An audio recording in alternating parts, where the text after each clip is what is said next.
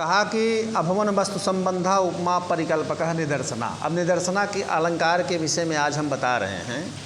कहा कि जहाँ वस्तु के अभवन वस्तु संबंध है, अभवन माने असंभव अर्थात अनुपद्यमान संबंध अर्थात प्रकृति की अप्रकृति के साथ उपमा परिकल्पक माने उपमा में जहाँ पर्यवसान हो, जहाँ उपमा में परिसमाप्ति हो, उसको निदर्शना अलंकार कहते हैं। उसको निदर्शना अलंकार कहते हैं। निदर्शना मतलब दृष्टांत बनाने वाला। क्या दृष्टांत उपमा परिकल्पक होने का मतलब निदर्शना अलंकार अन्वर्थ संज्ञक है। जैसे उदाहरण से देखिए, कहा कि रघुवंश महाकाव्य में महाकवि कालिदास जब सूर्यवंश के का वर्णन कर रहे हैं तो उस समय का श्लोक है कि क्वा सूर्य प्रभवो वंशः क्व चाल्व विषया मति तितीसुर दुस्तरम मोहाद उड्डपे नास्मि सागरम। अत्र उड्डपेन सागर तरणम इव मन्मत्या सूर्य वर्णनम इत्युपमायाम पर्यवस्यति, ये लिखा है। तो कहा कि देखिए, महाकवि कालिदास कहते हैं कि कहाँ सूर्य से उत्पन्न वंश सूर्यवंश जो है और कहाँ मेरी ये क्षुद्र बुद्धि, मेरी क्षुद्र बुद्धि माने अल्प विषयक बुद्धि जो है, इन दोनों का कोई संबंध नहीं है। सूर्यवंश बहुत बड़ा है, बहुत बड़ा कुल है, और मेरी एक सीमित बुद्धि है, अल्प बुद्धि है। तो मेरी क्षुद्र बुद्धि के द्वारा सूर्यवंश का वर्णन ये नहीं संभव है, अर्थात सूर्यवंश का वर्णन कर सकना मेरी बुद्धि के लिए संभव नहीं है। समझ रहे हो ना? कैसे संभव नहीं है? जैसे फिर भी मैं जो यह सूर्यवंश के वर्णन का प्रयास कर रहा हूँ, ये मेरा दुस्साहसी है। वो कैसे है? कहा तितीर्षुर दुस्तरम मोहाद उड्डपे नास्मि सागरम। कहा कि देखिए, अज्ञानवश दुस्तर सागर को चमड़े से निबद्ध की हुई, चमड़े से अवनद्ध, फिर भी मैं जो पात्र विशेष छोटी सी नौका से पार करना चाहता हूँ, जैसे समुद्र को चमड़े से मढ़ी हुई छोटी सी नौका को मैं पार करने का जैसे कोई प्रयास कर रहा हो तो वह बेकार है, वैसे जो ये मेरी तुच्छ बुद्धि है सूर्य के वर्णन करने में समर्थ नहीं है। तो मेरा प्रयास उस तरह से है जैसे बांस की बनी हुई और चमड़े से मढ़ी हुई, ठीक है, नौका पात्र विशेष से सागर को कोई पार करना चाहता हो या पार करने के समान है। इस विषय में श्लोक जो है उपमा श्लोक वाक्य के रूप में पर्यवसान हो रहा है। पूर्वार्ध और उत्तरार्ध दोनों जो है वाक्य रूप में उपमानोप में भाव परिवसित होता है, इसलिए यह वाक्यार्थ निदर्शना है। और कहीं कहीं दो पदार्थों का उपमानोप में भाव परिवसित हो तो वहाँ पदार्थ निदर्शना होती है। समझ रहे हो ना? जैसे अब देखिए दूसरा, उदयति विदितोर्ध रश्मि रज्जौ अहिम रुचौ हिमधाम्नि यादि चास्तम बहति गिरिरयं विलंबी घंटाद्वय परिवारित वारणेन्द्र लीलाम। कहा कि देखिए, हिमधाम अहिम धाम, धाम माने होता है तेज, अहिम माने होता है सूर्य।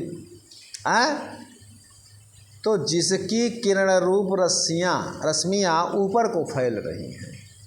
उदयत विदितोर्ध, वितत माने फैल रही, ऊर्ध्व माने ऊपर की तरफ।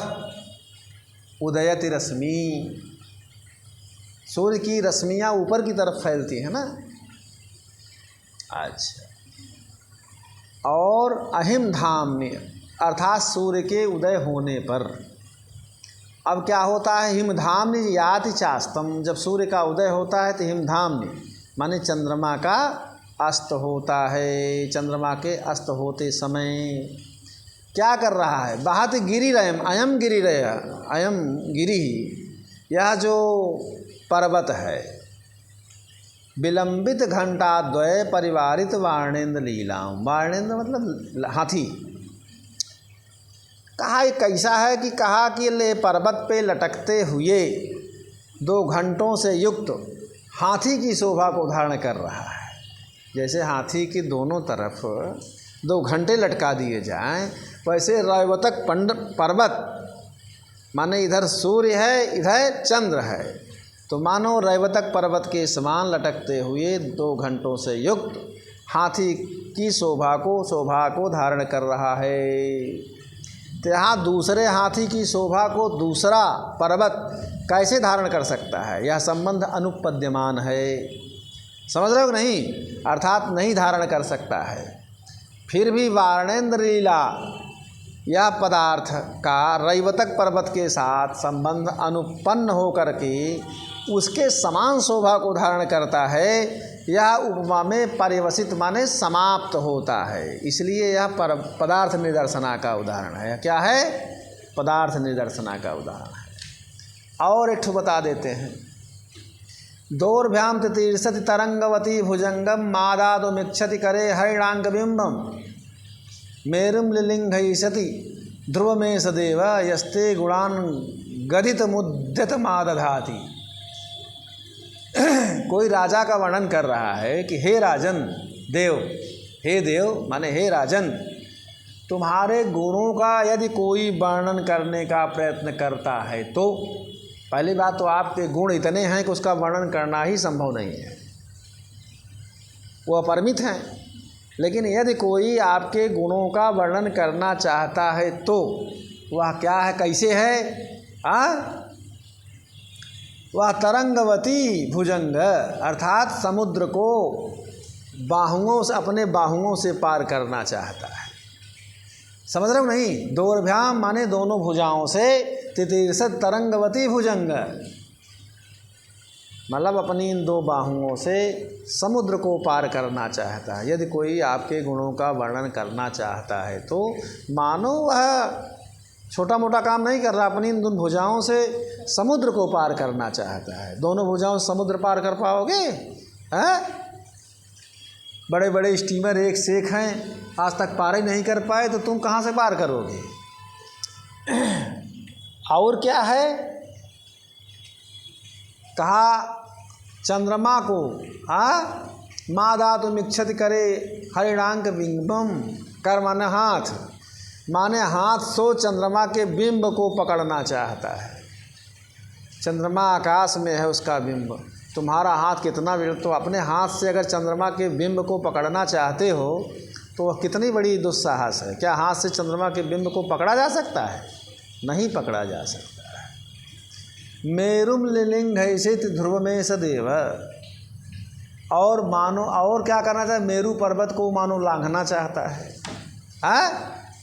तो अर्थात जो आपके गुणों का वर्णन करना चाहता है वो इसी तरह का मेरू पर्वत को लांघना चाहता है, इन अपने दोनों हाथों से समुद्र को पार करना चाहता है, और अपने हाथ से चंद्रमा के बिंब को पकड़ना चाहता है।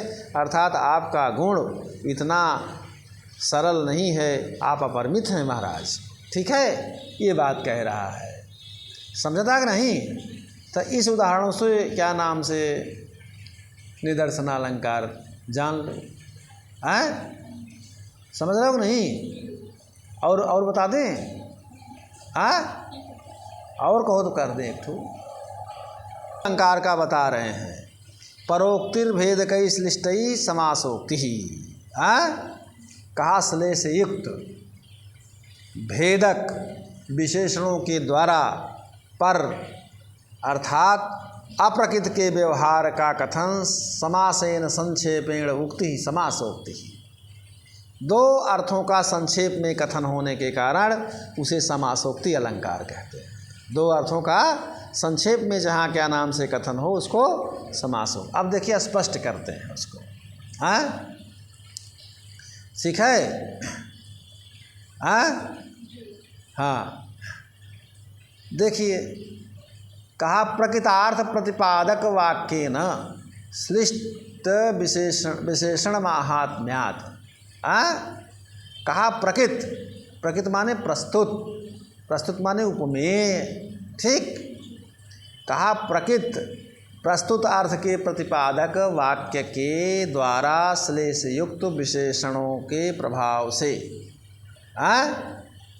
महात्म्यात् माने विशेषण के महात्म्य से, न तो विशेष्य से सामर्थ्यादपि, न कि विशेष्य के विशेष पद के सामर्थ्य से। ठीक है, जहाँ पर यत् अप्रकृतस्य अभिधानम सा समासेन संक्षेपेण अर्थद्वय कथनात् समासोक्ति ही। मतलब न कि विशेष के सामर्थ्य से जो अप्रकृत अर्थ का कथन करता है वो समास से, संक्षेप से, प्रकृत और अप्रकृत रूप दोनों का कथन होने से समासोक्ति अलंकार कहलाता है। अब उदाहरण के रूप में जैसे हम बता रहे हैं आपको, ठीक है। अच्छा, जैसे लब्ध्वा तौ बाहु स्पर्श यस्यासकोप्युल्लासः जय लक्ष्मीस्तव विरहे न खलु ज्वला दुर्बला ननुषा।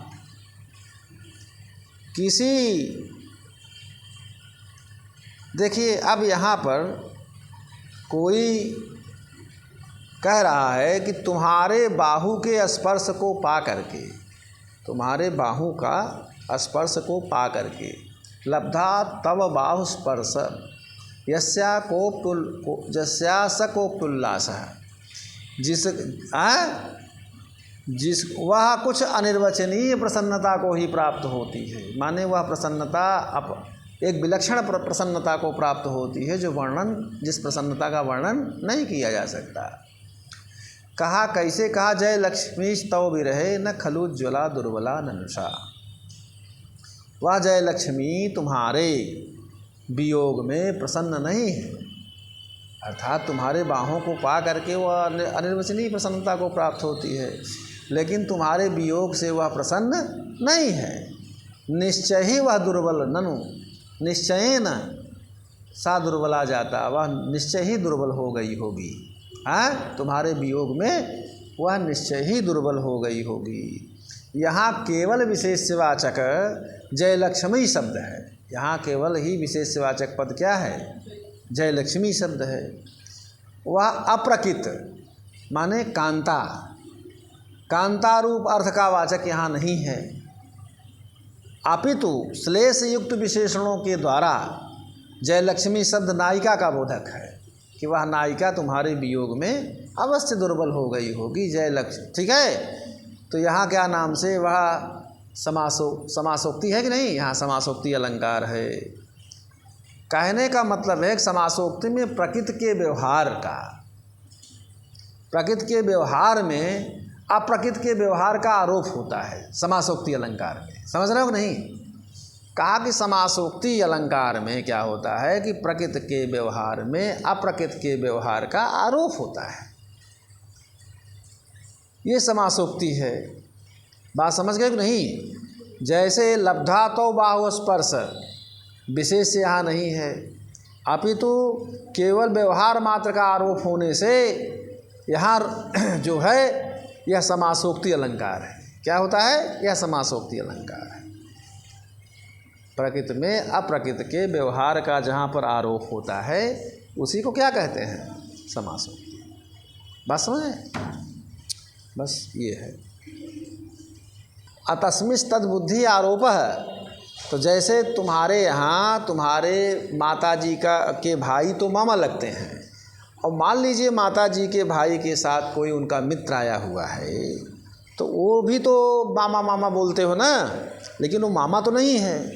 तो अतस्मिस् तद्बुद्धि आरोप है। जो नहीं है उसमें मामा की बुद्धि बना लेना है क्या है? आरोप है। तो मामा माने असली मामा के ना होने पर भी वह मामा का व्यवहार जो उसमें होता है वो क्या होता है? आरोप। तो हाँ, कई बजे बात। तो अतस्मिस् तद्बुद्धि आरोप है, तो वही आरोप है। टाइम क्या?